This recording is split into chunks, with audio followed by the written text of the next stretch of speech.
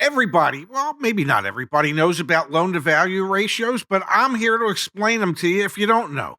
Let's say you're buying a car that's worth, I don't know, 10 grand. 10 grand. That's its real actual cash value. And you're buying the car and they're selling it to you for $12,000. That's a 20% markup over its actual cash value. Plus, you have to add tax, title, and fees. Now you're up to, I don't know, 32% over its actual cash value. And the bank says, you know what? Your credit's so good, we'll lend you the entire 13.2. Well, cash to value, they're 32% underwater. They're financing 32% worth of air. That's loan to value. Doesn't sound like a winning proposition to me. Pops, just a couple weeks ago, I started taking AG1. As you know, I'm training for my Ironman races this summer, and I've got to tell you, ever since I started taking AG1, my foundational nutrition, man, it has taken a notch up. I'm feeling better. I'm enjoying my body more, feeling more energy when I go and do that training. Isn't that awesome? It really, really is. And you look, I probably shouldn't say this, but you look healthier than you ever have.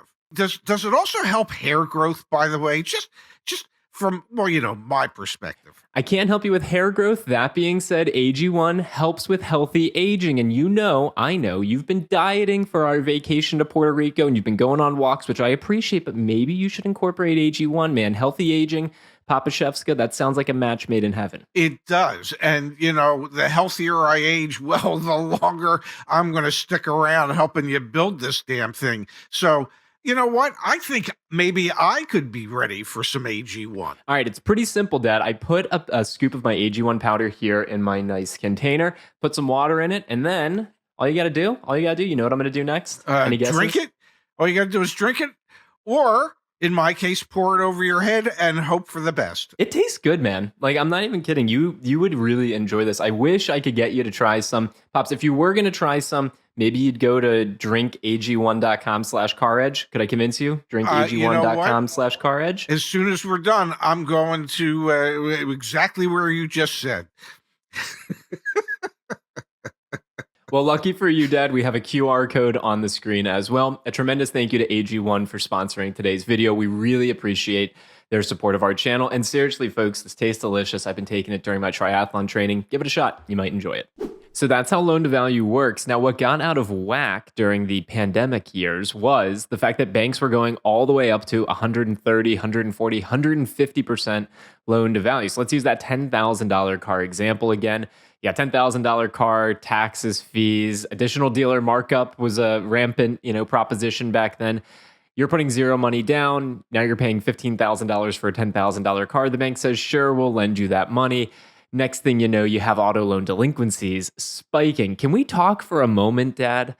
Loan to value ratios are kind of the underpinning of how we've gotten to the situation where we are right now, which, to be clear, folks, is the highest auto loan delinquency rate we've seen in decades, even pre-great financial crisis of 08, 09.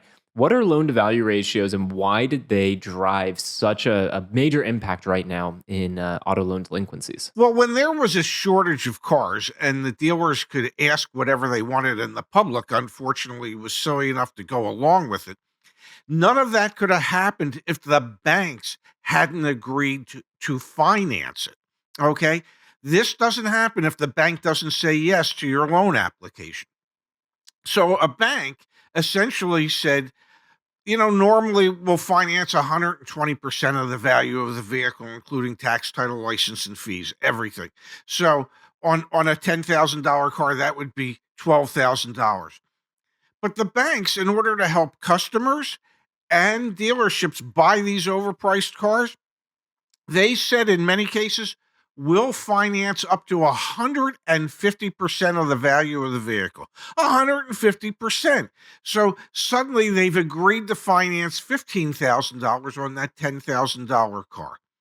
Well, when things return to normal, or they start to normalize, which we're seeing today, well, suddenly that $10,000 car with normal depreciation over the course of time, 2 years into that 6-year note, now that car is suddenly only worth $7,500.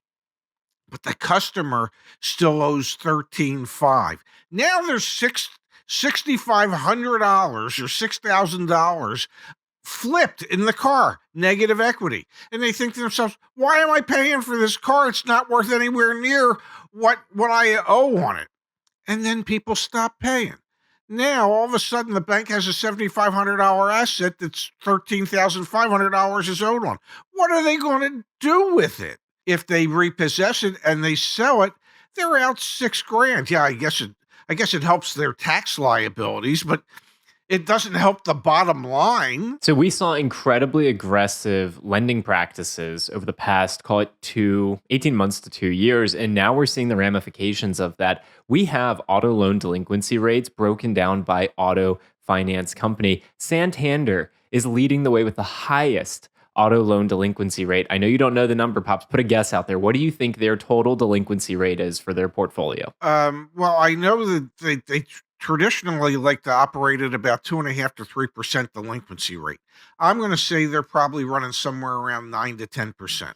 13.35%. 13 out of 100 auto loans at Santander right now are in delinquency. 7.3% at Capital One and 6.17% at the largest auto loan originator, Ally Financial. So those three, Dad, are well above where they would like to be. And it is a direct result and a consequence of very aggressive lending terms that were given out to folks who probably didn't actually qualify for that, but because money was rampant, people were buying things, they got approved. And now we're seeing the inverse. We actually saw Ally, Dad, in their most recent financial earnings come out and explicitly say, we are not going to finance people who are below prime. We're done doing subprime auto lending in certain regions of the United States. That is material, man. That is a direct response to what they're seeing now, which are significant losses of people not paying on their auto loans. Imagine being a bank and having a staff that looks at people's credit and gets to say yes or no, and then 13.35% of those loans, 13.35 out of 100 are bad, are delinquent. And you have to look at your credit buyers and you have to say, what were you thinking? I mean, we know we wanted to be aggressive.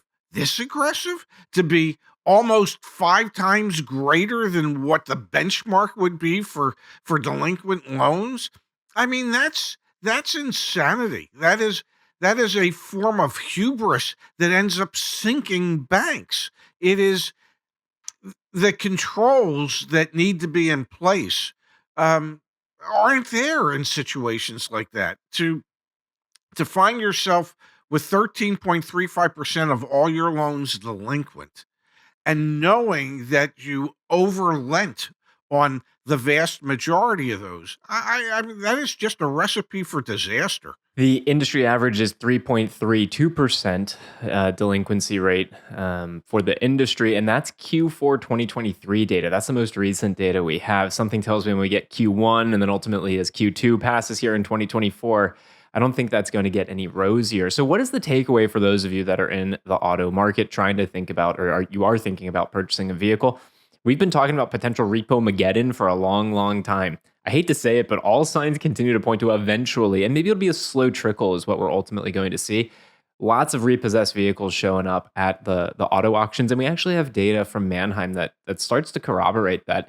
The number of repo check-ins at the auctions is up significantly from where it was during the height of the pandemic. So we are seeing more repo cars at the auctions, which I guess means potentially lower prices because there's more supply. And secondarily, you need to get a pre-purchase inspection before you buy a used car because the quality of that used car making it to the dealer auction isn't necessarily as high as it once was. Less lease turn-ins, more repossessed vehicles, not a recipe for success for quality used cars. And thirdly, banks are going to tighten their lending guidelines. And so you're going to have a better credit score in order to qualify. And where they might have been financing 150% of the loan to value, now it might be 110, 150, maybe for a really good customer, 120%. So it's going to require money down. It's going to require you to have better credit. And I forgot to mention, Ally's profit down 51% year over year. So these big corporations are feeling the pain of getting super aggressive and now realizing that customers, are not paying on those auto loans. Not a pretty sight, Pops. No, almost as bad looking as me.